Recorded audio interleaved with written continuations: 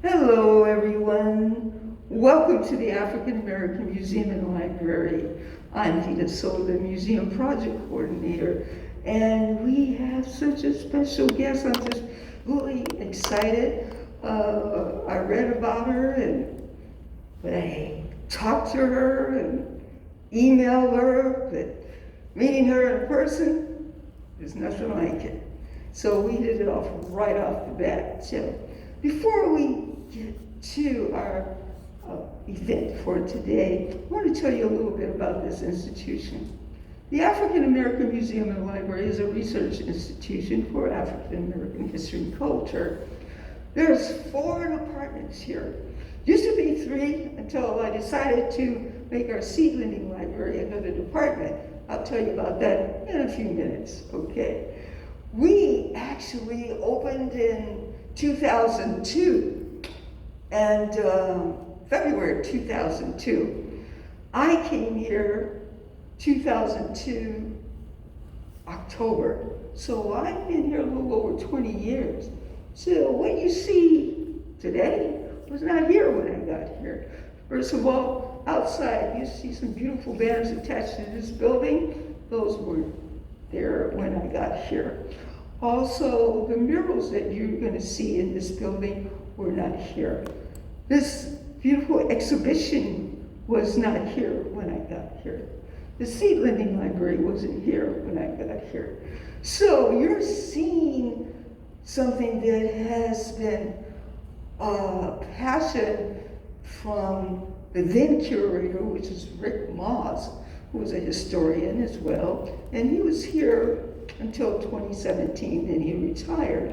So let's talk about the reference library. The reference library is non-circulating, meaning you cannot check books out here, okay? Being a research institution, we hold on to our books. That's what we need. Not to say anybody's gonna steal any books, but you never know.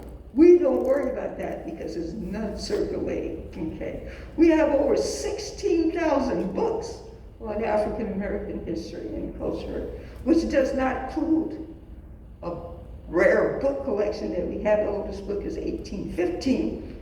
No, it's not a book written by an African American. However, it is a journal. And the captain who wrote the journal, he talks about an African American in the journal.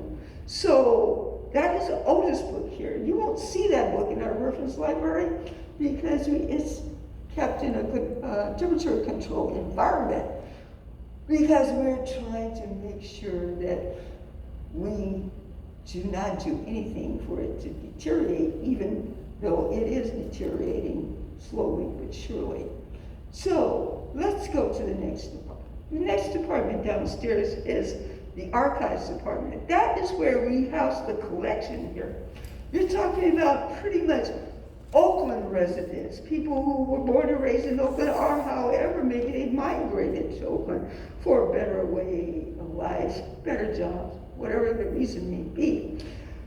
The collection itself does consist, and I won't name it all, because you're talking about over 200 collections here, but I will say this. Ron Dellums, when he was in Congress for 23 years, his collection is here. Congresswoman Barbara Lee's collection is here. However, we share her collection with Mills College because she's a graduate of Mills College. We have the first African American school teacher in the Oakland Unified School District, Ms. Ida Jackson. We have a legendary Motown designer who came here when he was 7 years old. He is now 84, 85 years old, still going strong. He came here and then went on to Southern California to designing, got discovered with Motown, and so we have some of the original designs here that he created, designed. Most of them are hand-beaded by him and his team. He designed for such stars as Martha Reeves and the Vandellas. What about Smokey Robinson and Miracles? Temptation. And maybe you never heard of some of them, but perhaps you might know this person. What about Michael Jackson? Okay, so you're talking about a legendary person that has taken his collection and donated to this institution because he admires what we do with that collection. What we do with the collection is this. First of all, every image, picture, as some people may call it, in the archival world, we say images. Every image that we acquire here is put in acid-free sleeves. And acid-free sleeves looks like a Ziploc, but it's a lot stronger, and it keeps all the elements out. Every picture, every image, every document is put in an acid-free sleeve. Once they're put in an acid-free sleeve, they go into an acid-free box. Once they're put in an acid-free box, it goes into our collection where it is temperature controlled environment. Now, those gowns and suits and things I told you about that Henry Delta Williams designed, they go into an acid-free garment bag. Each one of those garment bags can range from $300 to $400 per garment bag. It is very expensive to take this collection and preserve it, but I must say, we do it well. And that's why we have as much of this collection that we have, because people realize and come to us. So the archives department is by appointment only. Okay, that's because we have 2 off-site storages, which are temperature controlled, where we have a lot of collection artifacts. Artifacts such as the Ku Klux Klan original with the mask and that whole uniform, things like that. What about a 1600 gown that was worn by a slave who, this slave actually was in-house slave. So upper class slave, beautiful gown, from the 1600s, we have it stored there. So I can go on and on. Just want you to understand how important the work is that we do here. Now, that's our archives. The Seed Lending Library.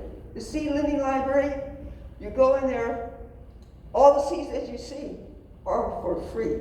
I have beginners, urban gardeners, master gardeners who come in here. They get seeds for free and take them home, grow them in small containers or large containers, and then hopefully you bring us some seeds back. That's why we call it the Seed Lending Library. Now, right here, the last department I'll talk about is the gallery that you're sitting in. This gallery does host some traveling exhibitions, moreover, exhibitions that are curated by myself and the chief curator. So, this exhibition that you're looking at now is a permanent exhibition. To my right, to my left, these huge banners. This is the west wing, east wing. Perimeter of the room is called Visions Toward Tomorrow, which is the history of Oakland, beginning with the 1800s. So you're not going to find any of this history anywhere else but here. So that gives you an overview of what we do here. I hope that you just come back again and then use some of the resources. Now, if there are any questions, are there any questions about the institution? I was that thorough, huh? Oh, okay, cool, great. So now, of course, you're eager to meet my special guest, Dr. Jones. Before we bring her up, I want to introduce my library assistant, my right hand. He's going to tell you a little bit more about Dr. Jones. Hold on, right back. All right, welcome everyone again today to the African American Museum and Library. So today we have Gabrielle Jones. She's a licensed psychologist and the CEO and founder of Steady Clinical Consultation, Training and Development Services. She founded Steady to improve substance use treatment for historically marginalized populations at the system level and to provide consultation and coaching to leadership and executives who are committed to championing belonging, justice, equity, diversity, and inclusion in their workplace and for the workforce. Her expertise is in substance abuse treatment for youth and adults and the initiatives at the system level. She has over a decade of experience working with marginalized communities, specifically adolescents labeled at-risk people involved in the juvenile justice system and their families. She also has worked direct care hospital settings, community mental settings, primary school settings, and university settings as a faculty member. So I want to welcome you to put your hands together for Gabrielle Jones.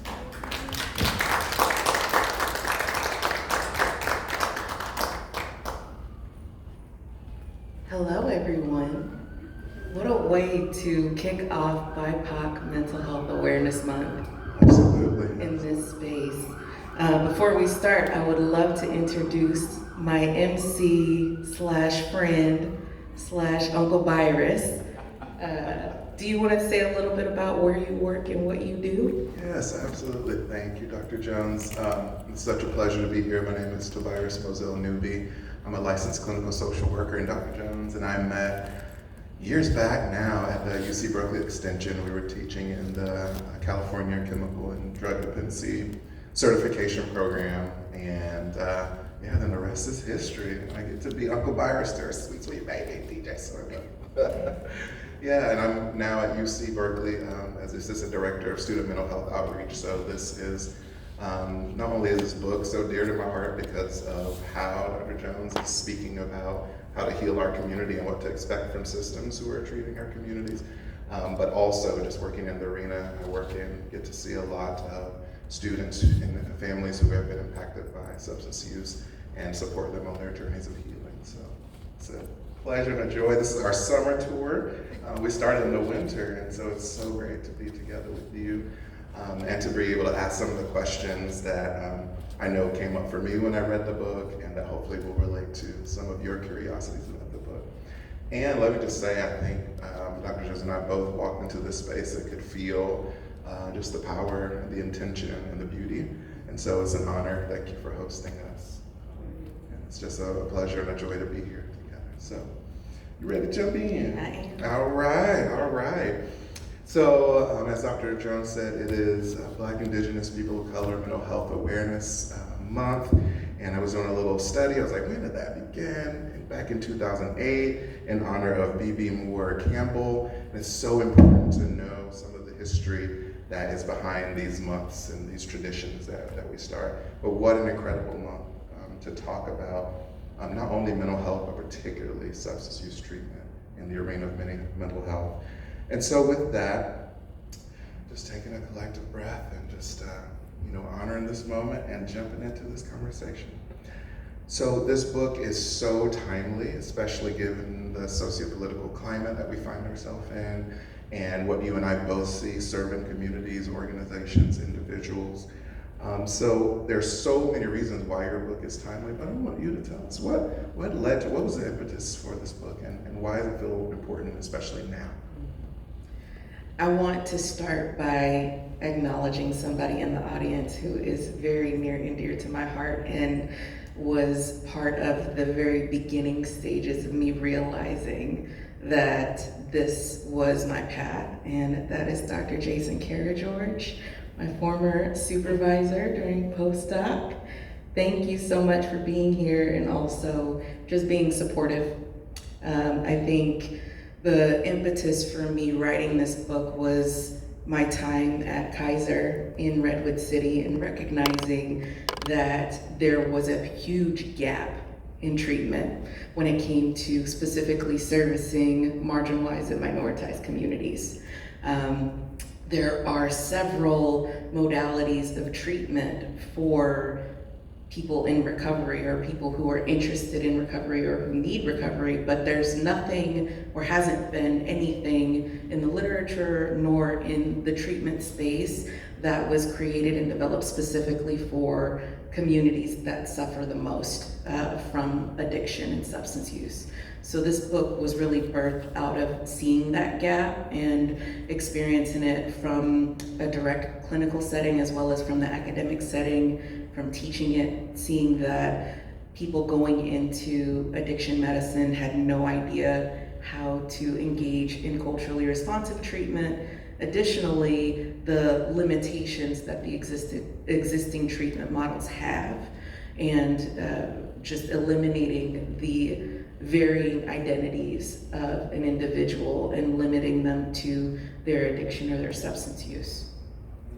Absolutely, absolutely. And I mean, it's really coming from that place of what we have to do in community so often, which is fill the gaps we see, use the wisdom that we have learned in community, and give it back to ourselves. So that's so powerful.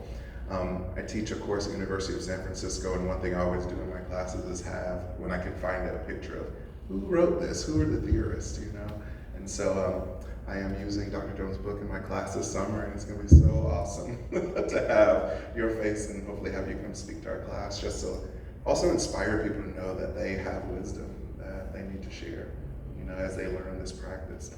So, over my years of practice, I've definitely heard cultural sensitivity, cultural awareness, cultural humility. And so when I saw culturally responsive, I was like, ooh, I really like that. What does that mean to you, the culturally responsive piece? Yeah, the way I define cultural responsiveness is responding to the cultural needs of the individual as defined by the individual. Very simple, very clear, very easy to understand. It really centers the person and gives the person a voice to be able to say what their identities are and what their cultures are and what are salient to them. And then using that information, I provide the treatment, whether it be at the system level or the direct care level, to ensure that their needs are met based off of how they expressed them to me. I think as one of the things that I mentioned in my book is culture is evolutionary. So it's not something that's stagnant, it changes over time. And because of that, it's important for us to be able to be fluid in the way that we respond to one's culture, depending on how they define it. Absolutely. And when I think about, how we define culture, and particularly how we as a BIPOC community define our responses to mental health treatment and our hesitations, I think so often, and you speak about this in the book, there's stigma and bias that really stands in our way. And I'm wondering, through your perspective, how do we overcome that as a community when we really need the support and the care? Yeah, I love that question, because the reason that I wrote this book is because many communities are expected to do the work themselves. There are several self-help books, self-help treatment options for people who are in addiction, who have substance use issues, but there's not an expectation placed on providers, on community service agencies to meet the needs in a way that is culturally responsive. And so this book is really for the people who say that they're doing the work. It gives them a blueprint for which they can use to actually do the work to meet the needs of everyone, regardless of their background or identity. It removes the limitations and it takes the responsibility off of those who are suffering the most and places the responsibility on the treatment experts, the community, the people who are expected to provide the services. So that's really why I created the book, and how I think we can overcome as a community is to really hold providers accountable, encourage providers to do more, and ensure that they know that there are resources available to help them achieve those goals. Absolutely. And that is part of so much the core of this book is a very strengths-based, seeing the strength in yourself, seeing that we can figure these things out, and when we're not supported, to really hold the organizations accountable. Because so often we take that in ourselves. Yes. Say it's because of me, some issue with me, my community, right? And that's one thing that I love that you really challenge here too, because in the professional world, We are taught to look at, evidence-based journals, peer-reviewed journals, to get the evidence about what's best. And that often stops us from listening to the communities that are right in front of us. And so I really also champion the understanding that this book promotes, that we do have that. And if something doesn't sound right, it probably isn't. Right. And we can challenge those systems in and of ourselves. Yeah, absolutely. So I believe that harm reduction is such an important approach that you discuss in the book, and such an important tool for communities to figure out, even on your way to treatment, how to start doing some things to help yourself. So, what does harm reduction mean to you, and how can it really support our communities? I want to ask a question to the audience. How many people feel comfortable with the idea or know what harm reduction is? What is that? Does anybody know kind of, a little bit, yeah? And how would one define it? What would be something, like maybe yell out some words that come to mind when you think of harm reduction? Limiting the amount you consume of whatever it is. Okay, limiting amount of consumption. Any positive change? Any positive change, okay. Probably taking a look at the negative impact of the substance use, acknowledging how it's probably at times an adaptive coping mechanism, but that is also generating harm in other ways that you might want to consider reducing use for in order to maybe address those issues in another way. So kind of adaptive, but also harmful in other ways. Yeah, absolutely. So when I think of harm reduction in our community, in the BIPOC community, the first thing that comes to mind is amplifying the other aspects of our lives. So really paying attention to who we were prior to the substance use. Were we heavily involved in dance? Were we musicians? Did we involve ourselves in history? Did we enjoy learning? What were things that really sparked us prior to our substance use, and how might substance use hinder us from being able to get back to those pieces of ourselves that we really loved and enjoyed? So when I talk about harm reduction in the book, to Tobias's point, it comes from a very strengths-based perspective, and it helps for the provider and for the institution providing the services to consider alternatives that will help people come back to themselves. And that inherently shrinks the substance use and amplifies the other parts of one's identity. So an example would be having a roof garden at a community center and giving people an opportunity to tend to that garden and to keep make them responsible for aspects of that garden, to help them amplify another part of their life that maybe they hadn't tapped into before. And it's less about the focus is still on the substance use, but it's less about the use and more about the other things that they're capable of doing while they are in treatment, or while they're in community even. What can you do to support in the Black community? If there are volunteer opportunities at church, spending more time there. If you have a lot of little cousins running around, spending more time volunteering and giving their parents a night out so that they can go and do what they need to do to take care of themselves. So really giving purpose is something that I think is really valuable when I define harm reduction. And I haven't come up with a phrase that I think better fits, but I think that's coming. Harm reduction is going to be antiquated pretty soon, and there's going to be another term that will fit that really speaks to the value that is the diversity of the human.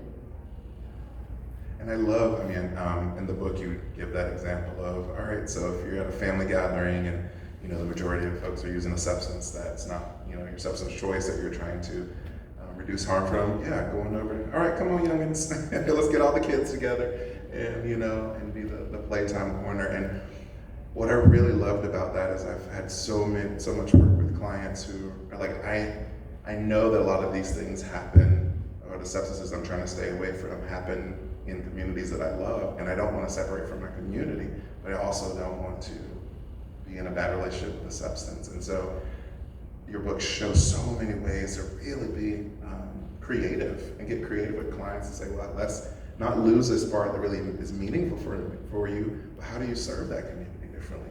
And then serve your own needs differently. And then eventually call community into support. So I just love that. And we're gonna have time for questions, but now our last part of the book conversation is really getting into the model, which is my favorite part. And just saying the 4 parts of this model and really how it can work for communities. So the CRST model, the first part of it is about lived identities. So tell us, what does that mean to you, really connecting with a person's lived identities in substance use treatment work? I think the core of this framework is really intersectionality and recognizing that we are multifaceted. And the reason lived identities is at the core is because we have lived experiences, but we also have varying identities, and they inform each other. So my, identity may be Black woman, but my lived experiences may be more aligned with being a spouse, or being a sibling, or being an adult child. And someone else may also have an identity as a Black woman, but their experiences may be trauma survivor. It may be, cousin, or it may be student that is salient in their life, depending on the time in their life. And so I integrate both of those because first and foremost, Dr. Janet Helms, a psychologist and very well established in identity work, really the grandmother of racial identity development, is one of the 2 psychologists who my framework is rooted in. And her model really allows people to explore who they are and what their identity is, understand it in relation to others, and appreciate it for its limitations and its values. And so utilizing her social interaction model for system level work on identity development, as well as her racial identity development models, speaks to and informs the identity portion of the lived identities. And then, as mentioned, the lived experiences is where the lived part comes in. So really depending on where you are in your life and what you've experienced in your life informs really how you identify in that moment. That is so important, because I know in so much of my training, and we've talked about this a lot, there is this guidance to just start with a general assessment. And then as an appendix or as a last part, then we'll blend in the identities and what that means. Simultaneously, there's also encouragement to forget who we are in the room with people we're supporting. And what I love about the lived identities as the core is it really starts with who is this person, who is this community, who does this family see themselves as in this moment, which could change over the course of treatment. And then who am I, so that I have a good handle on that and don't let my stuff get in the way of the work I'm doing with the client. Yeah, and just for a show of hands, how many people love when they're peppered with questions when they first meet someone? Love it? Yeah, okay. Hey, I'm here for it. Me personally, I don't like the berating of questions initially. I would love to get to know someone in a more conversational way, understand who they are. I want to be understood as well. And so when we think about going into a treatment setting or a space where we're already uncomfortable, specifically in the BIPOC community where there's a stigma of mental health and seeking mental health services, coming in and feeling like I'm seen as a human and not just an assessment piece, really can make or break the relationship that will get someone from one step to the next when it comes to their substance use treatment. Absolutely. I really resonated on this part of the book too, because clients and the safety of the treatment space is really elevated and highlighted.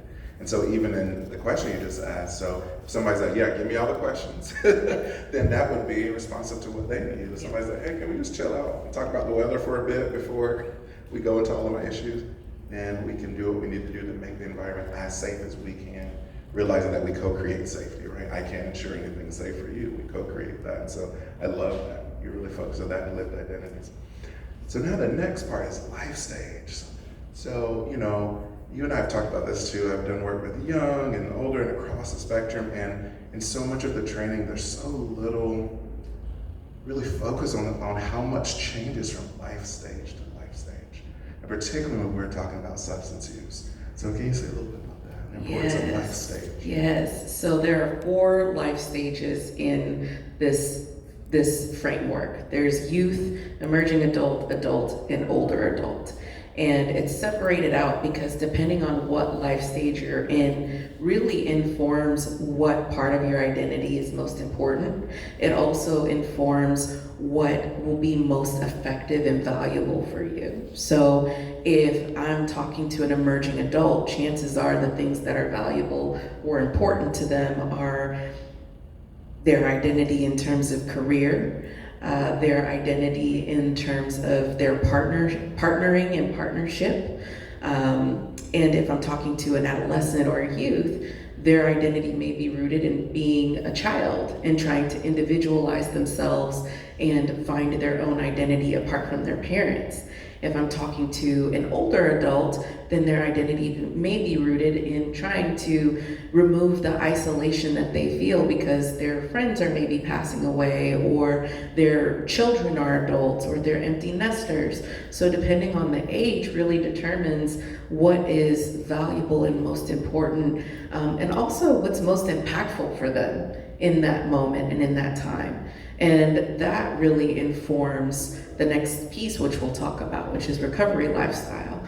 But paying attention to one's life stage will kind of determine what their lived experiences have been and how they identify in that moment. And one part in this section of the model too is really following the definition of the person we're working with, idea of family and community. Because particularly me as a Black queer person, I know so many times definitions of family, depending on how biological family has responded to identity, can be very different. It could be somebody you met, just a year ago who really was there for you. And I love that you really make space for what does family mean to you?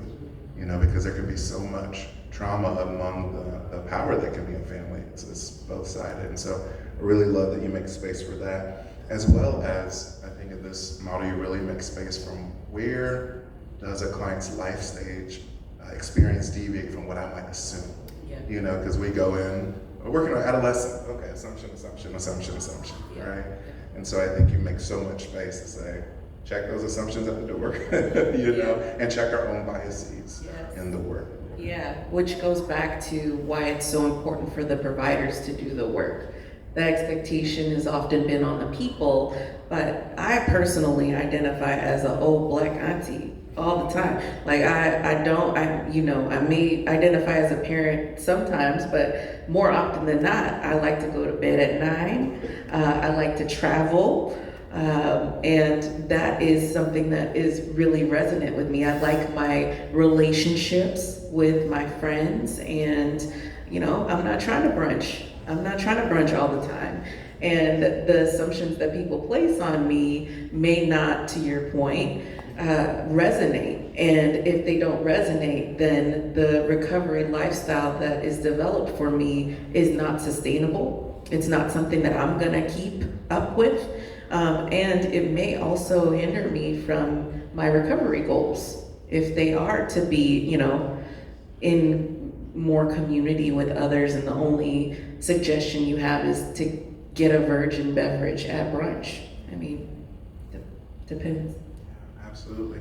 And one thing I'm reflecting on is over the 3 seasons we've been doing this now, every time we have an audience, usually of people some who do the work, some who are like, maybe this is something I'm going through, maybe I got a cousin, a kid, a parent, and that's one thing I love about how you wrote this book is because not only does it help us as people trying to offer substance use treatment, but it's one of those manifestos, honestly, in my mind, that as community, this is what you should expect from treatment. If you're not getting this, try to change your provider, try to change your location, really advocate for what it is that you need. And so just want to highlight that, because I think you really have come at this book in a way that helps everybody feel like, oh, I can take something and feel more empowered and know what to ask for and know that I can ask for this and know that I can say, hey, is this the only way to do this kind of work, or the other things. So just wanted to highlight that. So the third part of the model is recovery lifestyles. Tell us about recovery lifestyle. Yes, so recovery lifestyle really folds into what we discussed earlier when it comes to harm reduction. So recovery lifestyle is informed by the experiences that you've had and the experiences that you want to have in your life. How do we get you to have the experiences that you want to have in your life more often? And that's the focus. So there's definitely a component of talking about reducing your substance use, but if you are not in a space where you are ready to or want to eliminate substances completely, let's talk about that. What do you want the lifestyle to be? Do you want this substance to be at the center, or is there something else that you want to be at the center? If there's something else you want to be at the center, then how do we get there? How do we take the steps to get that to be a larger part of your life and the substance use to be a smaller part of your life? It really is informed again by your recovery life, or by your lived identities and by your life stage. But it depends on kind of what you want to amplify and what you want to shrink. And in the book, one of the things I talk a lot about is the fact that in California specifically, we have Cali Sober. I don't know, has anybody heard of this? Cali Sober. So essentially, Cali Sober is when you smoke cannabis, but you don't drink alcohol. So you're abstaining from alcohol, you just use cannabis. And that is a culture. That's a space that people occupy and feel comfortable in. And if that's where you want to be, then that's how we will build your lifestyle around. But we also will pay attention to what is it that cannabis may be keeping you from that you enjoy, if anything. And explore that. So it's really a non-judgmental, curious, and realistic way to create a lifestyle, something that you can maintain long-term and not just do for a 90-day program. And it leaves space for evolution. Evolution in the way recovery looks for you, evolution across your life course. And what I think about too, I grew up in North Carolina, so I've had a coast-to-coast experience, so learning about things like Cali Sober, I was like, oh my Lord, we did. In North Carolina, it's like abstinence or nothing, so even, coming to a culture community that taught me more about harm reduction, but also understanding how to make this model, and I believe it does fit wherever I have done this practice, which is why in my class, one of the exercises we have is for everybody to develop a group, a treatment group for a community that resonates for you and the way you want to do it. And so this makes me think about, so you could take AA or a 12-step model and still do that through the lens of recovery lifestyle and help people find the language that works for them, right? And so many times out of that assignment comes that kind of stuff, like, yes, you're really getting it. So I can't wait to have you come talk to the class about that. But now, this is a huge section to me, the last part, particularly just given what we know is happening in the world, in our own backyards, and nationally. Systemic impact. So let's talk about it. Systemic impact in the CRST model. Yes, so this is really informed by Dr. Nancy Boyd Franklin's work on therapy for Black families. Another pioneer Black woman psychologist who has done tremendous work in the area of treatment approaches that are equitable and culturally responsive. But systemic impact, I use the word impact instead of barriers because it's twofold. There are definitely barriers, systemic barriers to Virus's point, what we're seeing in society and in our political climate. It's very polarizing. people don't know where to turn or what to look to. And some of those things have had a disproportionately negative impact on BIPOC communities, LGBTQIA plus communities. And so in order to dismantle and decolonize that, we really have to understand it and accept it for what it is and see it for its truth, that it is polarizing, that it is challenging, and that there have been harms done on marginalized and minoritized communities. The opposite side of that, though, is the impact that one can have as a provider or as a community support person. What can we do? And one of the ways that I describe it is you are an agent of change within your system, whatever your system is. So you are an expert. If you work in the government, you're an expert at how to get paper A from person 1 to person 2, right? Whereas people who are dealing with the government, say the DMV, for example, we all have to interact with the DMV. I don't know how it works. I don't know what I need to bring. But if there's someone who works for the DMV who can say, okay, these are the things that you need. Here, let me schedule an appointment for you to make sure that you don't have to wait for 12 hours to get a picture taken. That is serving as a systemic impact agent of change. And in the context of substance use treatment, the same goes. Mental health is a very hard system to navigate, period. Insurance is a very hard system to navigate. So if you can teach your clients, if you can serve as an expert in the area of getting someone to submit a super bill so that they can get the mental health coverage they need for their addiction treatment, then you are part of that systemic impact. And it really depends on, what a person's life experience is, where their life stage is, their lived identity, their recovery lifestyle will all inform how you utilize your system work to positively impact their recovery, whatever that may be. Absolutely, and showing how we all have a part in this, because I know, some of the legislation policies efforts are to make us feel like we have no choice. And even the way substance use treatment is set up sometimes makes us feel like, well, you have this or you're nothing. Yeah. You do it this way or you don't get your bus ticket. You do it this way or you don't get your food card. And so we can feel so caught between a rock and a hard place. But in the book, I feel there's such an element of hope in there, honestly, that really just jumped out at me, because so much substance use treatment work and so many of the texts I've read just leave you like, oh my God, is it even possible? Can anything even happen? But there's such an air of hope. There's such an air of self and community empowerment in the book, and particularly it's a call to see where can we all make change where we are in our circle of influence, our sphere of influence, right? Which I've seen you do just in writing this book and getting it out. It's like, hey, there's a story to be told, a different story, a different way. Yeah, absolutely. So as you mentioned in the book, there's such a beautiful focus on history, language, and all these things in the beginning of the book, and it feels so salient to be where we are right now. But what is the importance of history in all of this, in all of this work that you're writing about, that you're offering, that we do? Yeah, look around.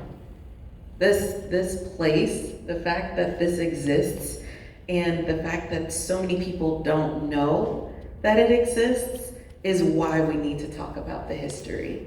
It's why we need to amplify and really highlight how we got here. It's also important because if we don't look at history, we're bound to repeat it. So we are repeating it in the context of alcohol and cannabis and psychedelics. You can look at this and see there's a copy-paste that we kind of have when it comes to initially thinking that a substance is intended to solve all of our problems, and then all of a sudden it's banned because it's all bad, which goes back to this idea of polarization of substances, instead of seeing them for what they are and trying to understand them in a way that is productive and that is useful to the community. So I think paying attention, looking at the history, understanding the history of substance use, as well as the harms done by minoritized minoritized and marginalized communities really helps us not do that again. And this book is intended to change the trajectory so that we don't repeat the mistakes of the past. Absolutely. And I'm gonna ask you a question I haven't asked on our tour yet. But recently I was at a conference in Indianapolis with outreach professionals from across the country. And a number of them came from states where they could no longer engage openly in diversity, equity, and inclusion work. Right, see head shakes and all of that. Right, yeah, exactly. Where you can't say the words equity, diversity.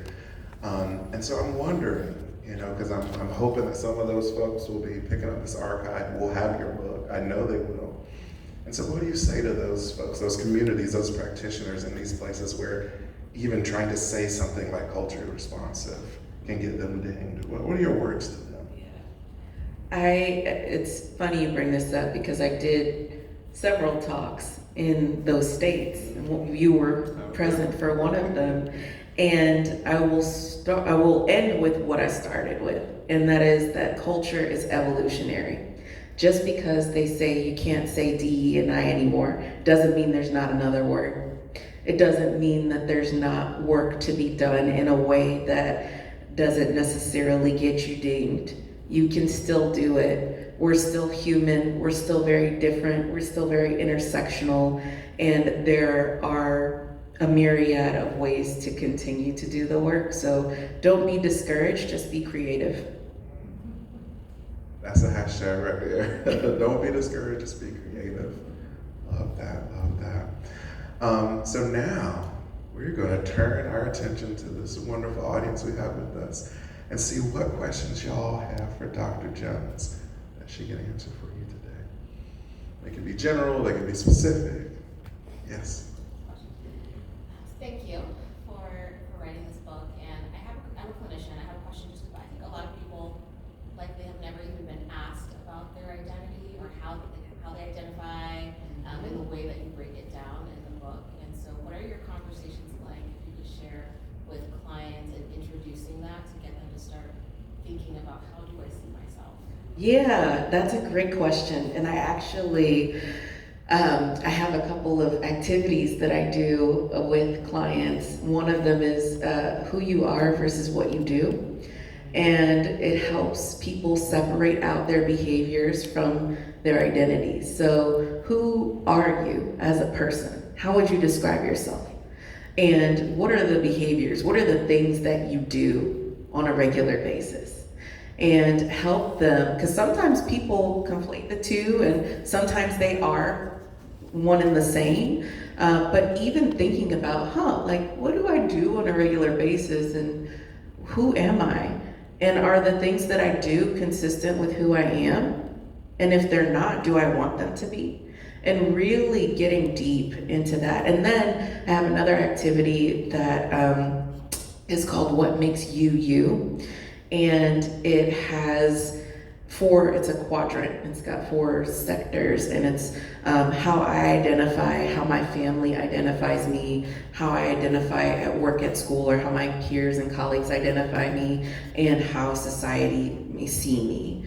And it adopts some of the ideology from unconscious bias, and also, again, Dr. Nancy Boyd Franklin's work around multi-systems and Dr. Janet Helm's work around identity. And it really, really helps people pull out who they are and explore what has never been asked of them or what has never been explored. And I also really, in the book and when in my trainings, I talk about the importance of intersectionality and identity first. Assessment will happen, but identity first is really what makes the difference and what makes this treatment framework and model unique, because it is often that we miss our clients when we focus so heavily on what type of assessment we need to get to them. Yes. I have a question that isn't totally formulated, so forgive me. I'm very much feeling the student role here, and I'm just trying to understand your theory like more and further. And I just love theories that I feel like when I get into them, they change who I am. Mm-hmm. And I just feel like this is one of those.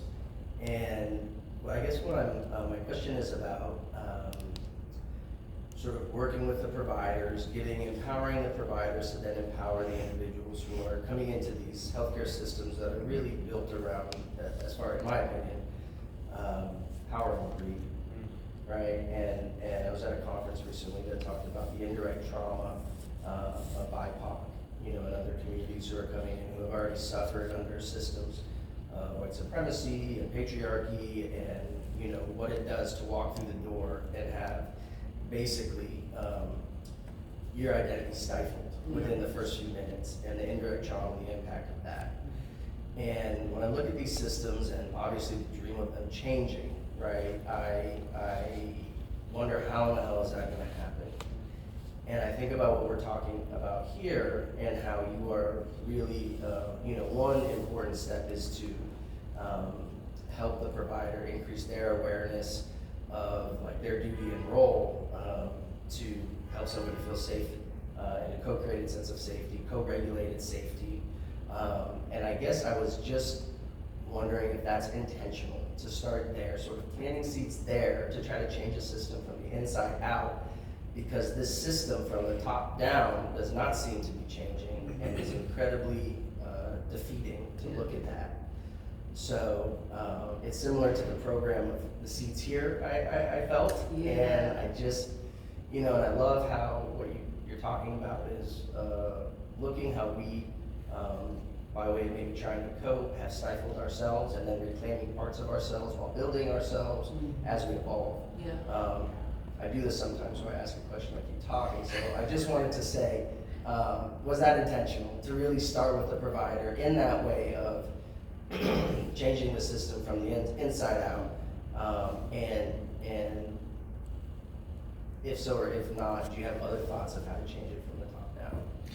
Yeah. No, it was very intentional, because in the work that I've done over the years, I've seen that the individuals who are doing the work are the ones who get promoted and then become the people at the top. So if we can change the system within by providers, then we're inherently going to change the system from the top down. But it's really a multi-pronged approach, because the first step is not bringing awareness to the provider. The first step is crystallizing the concept, and that's why the book exists. Because at this point, it's out there, it's tangible, and people have access to it. So you can't take that away. You can't say, oh, there's nothing out there, oh, it's too hard, oh, I don't know how to do it. You have a blueprint now, right? The other piece of it is transforming really the understanding of substance use treatment as it exists today. Because it's not working, it hasn't been working, and it will not work. So having this framework not only creates the narrative and the reality of putting the disproportionate and marginalized groups first, but it also forces the providers and the systems to think differently about how they deliver the services, so that they are still moving forward, and so that they are actively engaging in the solution and not perpetuating the problem.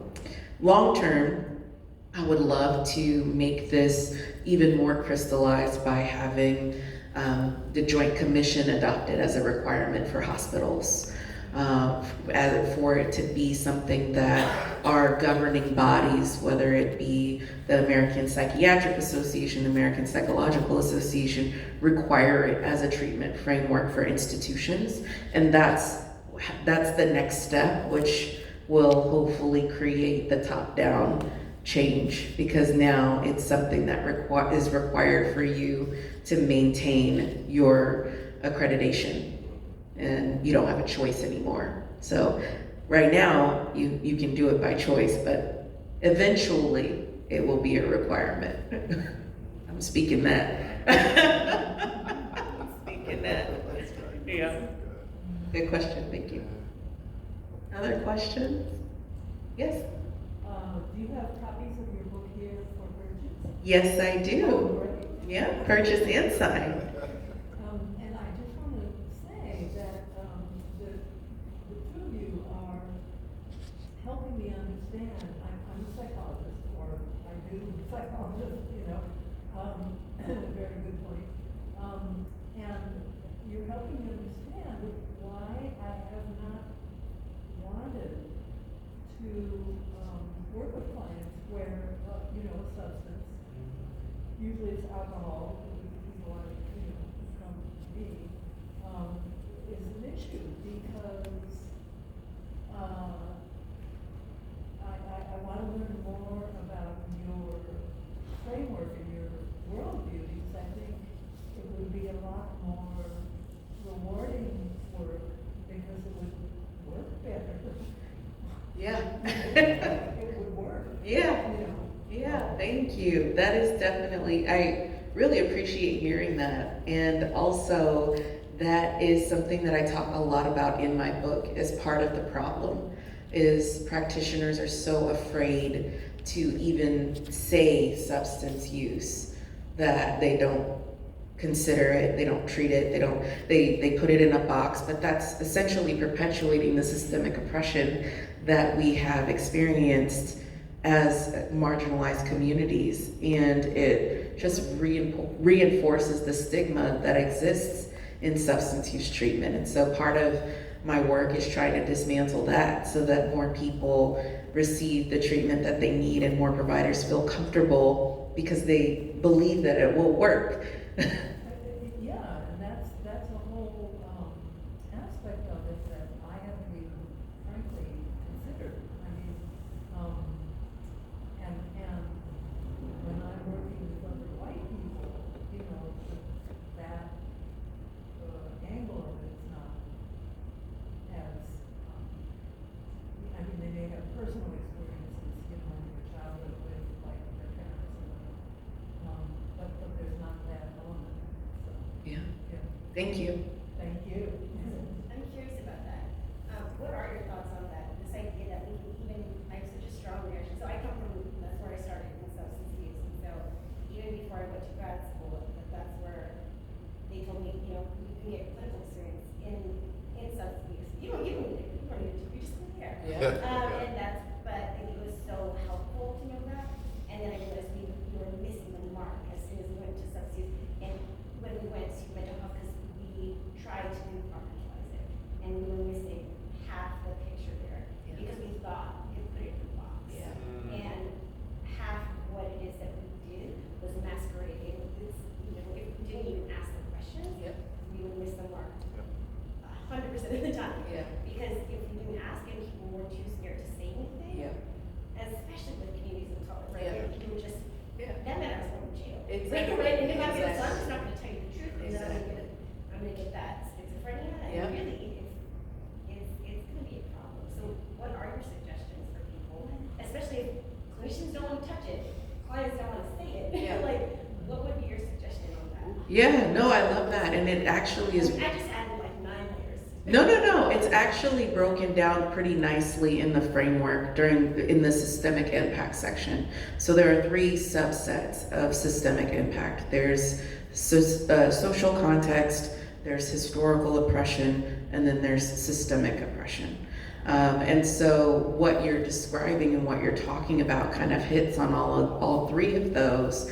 And so the first part is understanding why a client wouldn't want to bring up substance use treatment, because they're afraid they'll get their kids taken, because they're afraid they'll go to jail, because there's a huge stigma around whether my insurance will cover it, because providers will punch you off to someone else, because there is such a lack of comfort for providers. That all of these things need to be brought into awareness first for the clinician to understand why it's so important that we do treat substance use. And then on the other side of it, it goes into advocacy and harm reduction. So similar to what I've talked about when you're talking to someone about substances, instead of focusing on how much they use, focus on all of the other areas of their life that have shrunk because of it, and really pay attention to what they may want to amplify in their life. So the American Society of Addiction Medicine, I did a podcast and it was virtual, and the host asked me, how would you build connection? How would you start the conversation? And I said, well, you have a guitar in your background, so I would ask you if you like music. I don't play guitar, but you have one back there. Do you play? If you don't play, why is it there? Do you like guitar? And then we can go down this rabbit hole of guitar. I mean, I'm happy to learn. And so I think if we as clinicians posture ourselves as the learner, that inherently builds on cultural responsiveness. It inherently increases our curiosity about the why behind the system issues, and it opens the door for clients to feel safe and comfortable talking to us about those, what we would generally deem as taboo topics. You know, just hearing that makes me think about how a lot of times in treatment you hear that, you know, the antidote for addiction is connection, and just how backwards it is that folks will walk through into the healthcare system, and that first step is not towards connection, we're given this guitar model, right? And when you talk about like building, you know, different treatment plans for folks, but it really just sounds so customized around that individual, almost like letting them lead and letting your own sort of intuition, learning background, however, come in there only to provide something additive so that they can feel more comfortable to sort of regain their whole selves, you know, and maybe start to parse out those aspects that are stifling them. And it, you know, it just strikes me that we have these community-based programs like AA, and, you know, what I've always liked about those for certain clients that I treat is that there's a community-based model there, and there's like a sponsor, so somebody you can go to.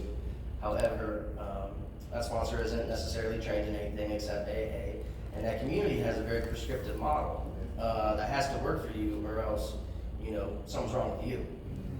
So I also see this community model that has been there and has been touted as almost like the standard that is, you know, almost empirically validated through, you know, the spoken word and what's been said, and has done a lot of good, but has also, I think, neglected. I mean, when I look up meetings for clients, I don't see a BIPOC meeting there. I see a young person's meeting. I see Cannabis Anonymous. I see, you know, Crystal Meth Anonymous, but I don't see a BIPOC meeting there. And so, I don't know. It was really, I think this idea of changing the standard at the top once it gets there is to hopefully have that trickle down effect. But in the meantime, just to build it up this way, it really makes a lot of sense. And, I mean, I'm just not surprised knowing who you are. I think you're already owed a debt of gratitude by so many communities, and I just see that growing in so many ways.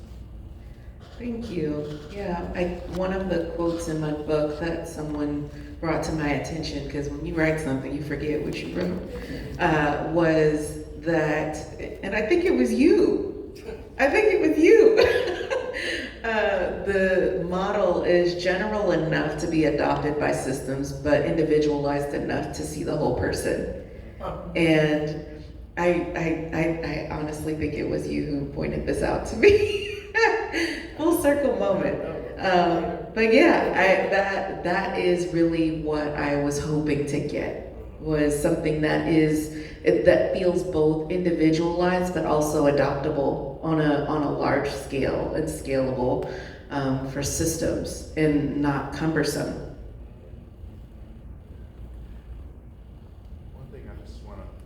There it is. One thing I just want to throw out that's so obvious in the questions and the conversation that's happening is that really this model helps us to develop a nuance to everything, right?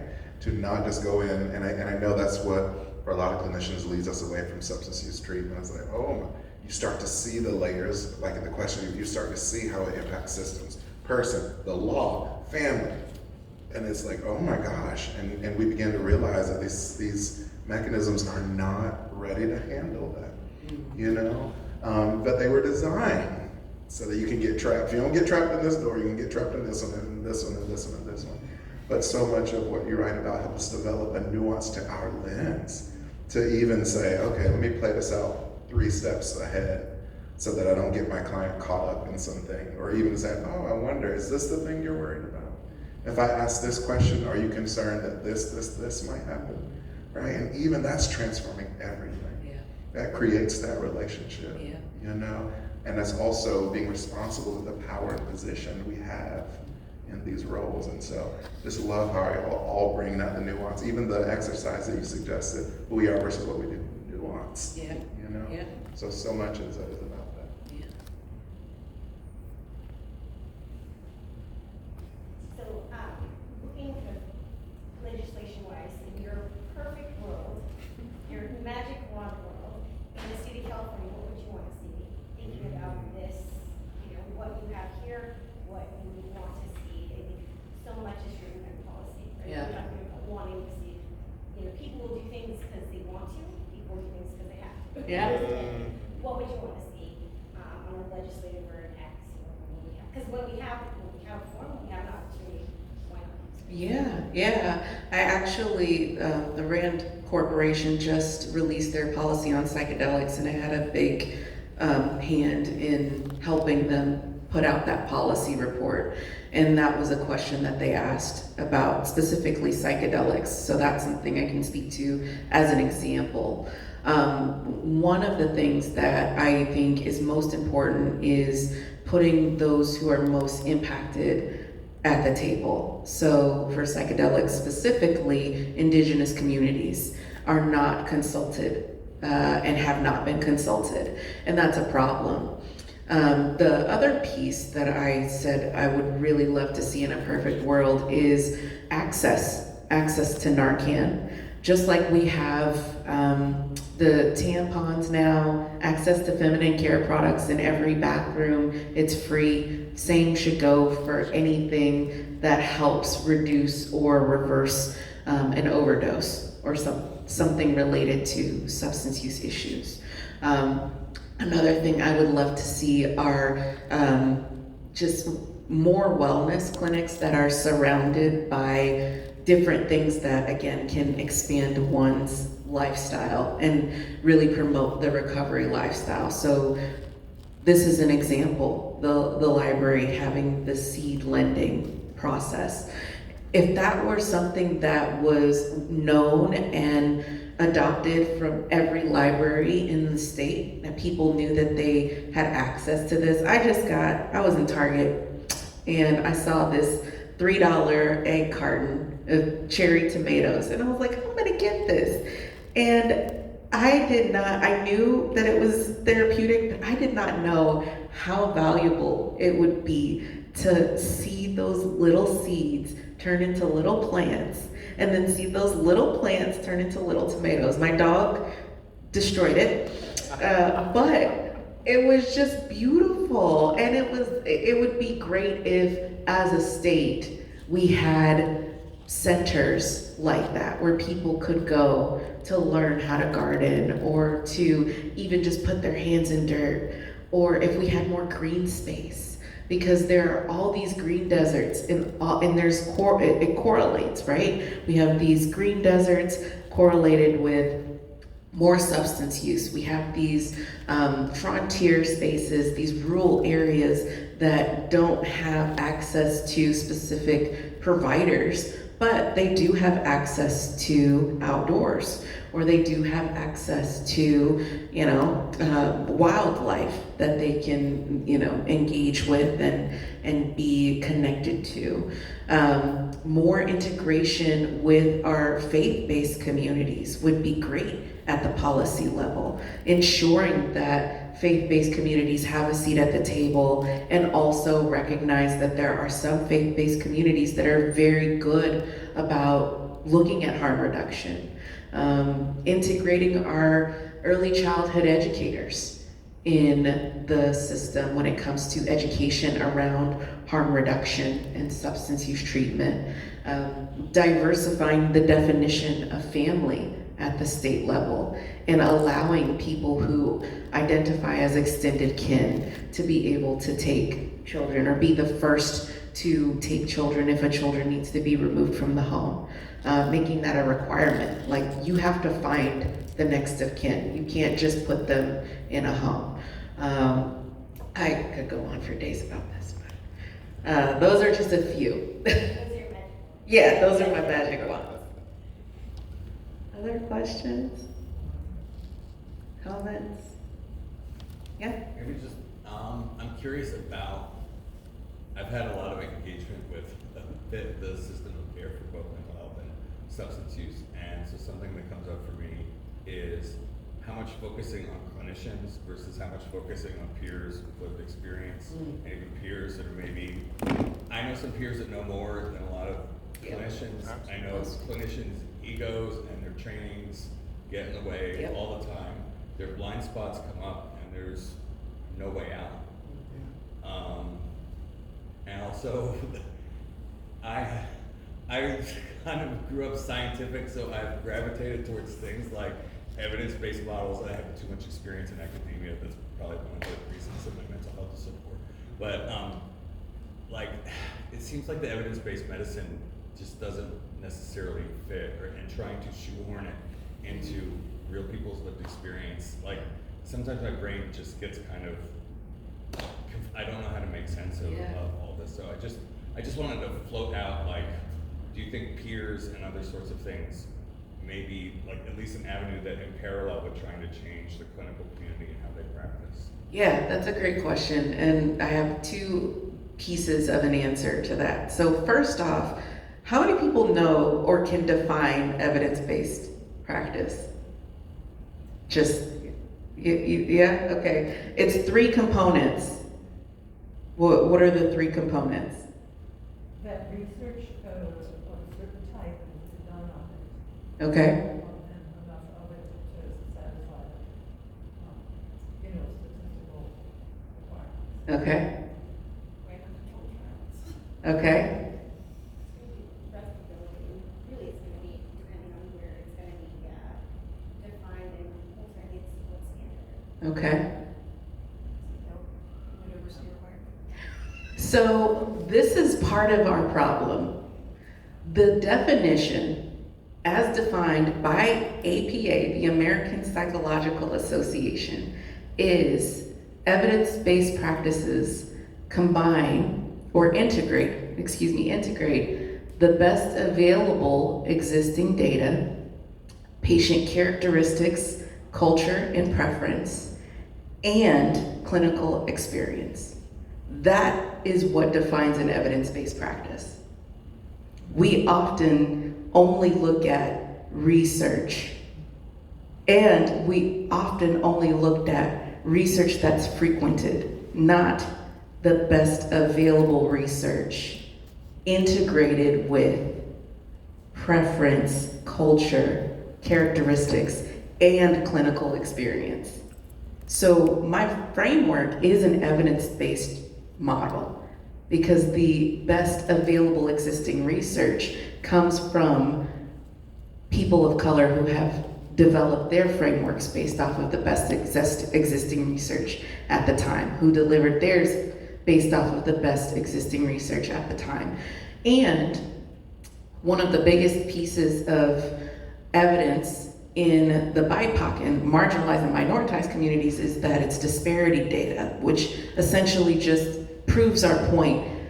Black people disproportionately overdose over everybody else. Okay, so what do we do with that? And that's the missing piece that is often not considered when we're talking about evidence-based practices, is we have the information, but we haven't done anything with it, and my treatment framework does something with that research, comes up with a solution coupled with my experience, clinical expertise, and taking into consideration the preferences, culture, and characteristics of the communities from which this is intended. So I want to encourage you, when someone says this isn't an evidence-based practice, or if someone says, oh, that's not an evidence-based practice, ask them, well, what culture or patient characteristics or preferences is involved in this evidence-based practice, or what clinical expertise was involved in this evidence-based practice. Research is one part, it's 1/3 of an evidence-based practice, it's not the whole thing. So I encourage you to educate someone. And the second piece is legislation already exists to create parity among mental health and substance use treatment. But people don't follow it, and that's the problem. If in a perfect world, to the other person's question, if I had a magic wand, I would make the policies be followed in the mental health spaces, because they're not right now. And peer support specialists would be hand in hand with clinicians. It would be a multi-pronged approach. It wouldn't be one or the other. And there wouldn't be a disparity in treatment and access to treatment, because the laws that we have in effect right now would be followed by these mental health treatment organizations. But if you had, I know, if you have someone's ear and you can encourage that connection and collaboration, that would be something that I would encourage as well.